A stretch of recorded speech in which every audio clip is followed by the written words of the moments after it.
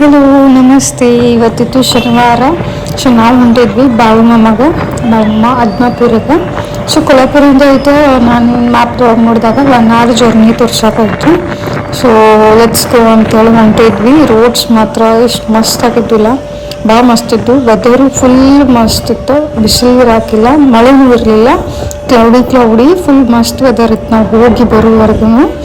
So roads ಮಾತ್ರ ಮಸ್ತ್ 1 number ಇದ್ದು. 1 hour ಜರ್ನಿ ನಾವು ಜಸ್ಟ್ 45 minutes ಒಳಗಲ್ಲಿ ಹೋಗಿ ರೀಚ್ ಆಗಿಬಿಟ್ವಿ.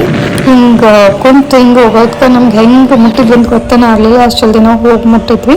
ಸೊ ಹೋಗಿ ಮುಟ್ಟೋದಕ್ಕೇ ದರ್ಶನನೂ ಫುಲ್ ಖಾಲಿನೇ ಇತ್ತು. ನಮ್ಗೆ ಹಾರ್ಡ್ಲಿ 5 minutes ಒಳಗೆ ನಮ್ಮ ದರ್ಶನ ಆಗಿಬಿಡ್ತು.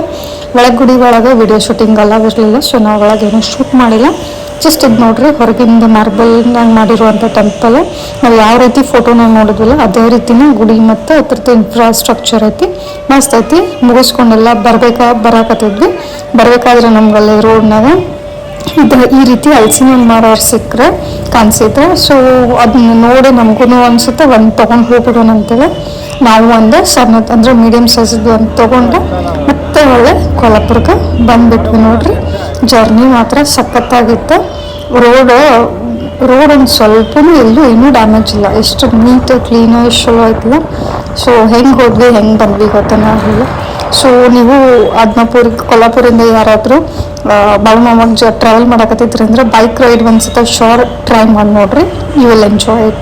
Thank you, bye, have a good day.